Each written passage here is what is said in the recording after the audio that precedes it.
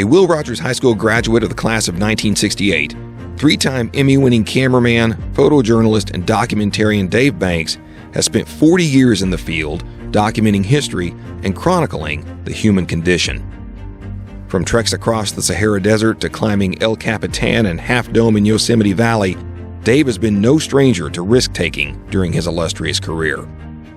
With a special eye for documenting news and history from remote and hostile locations around the world such as Russia, North Africa, Asia, and of course the Middle East, Dave has amassed a wide range of clients including ABC, CBS, NBC, Fox News and Sports, Warner Brothers, the Discovery Channel, the History Channel, PBS, Australia's Channel 9, London Weekend Television UK, BBC 1 and 2, NHK Japan, German television, and France's Canal Television.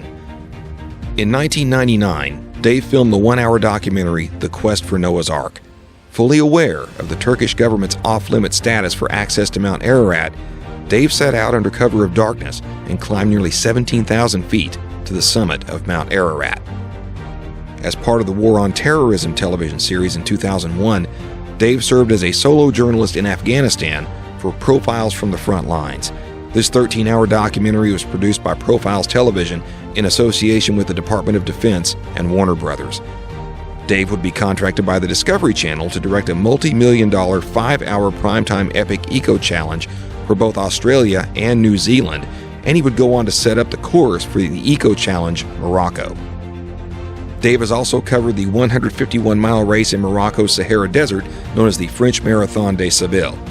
Despite his dyslexia, Dave would eventually chronicle most of his adventures and some of his misadventures in his book Cue the Camels, which features a foreword by one of his ex-freelance bosses, former Tonight Show host Jay Leno.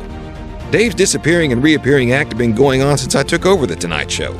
It wasn't until reading Cue the Camels that I learned that Dave was booking out of my show. Maybe that's why Dave always seemed to have a smile on his face. That's because he was just happy to be where he was of being shot at, chased by a foreign army, or lost in a landmine field. I like to think it was my jokes and free coffee that kept a smile on Dave's face.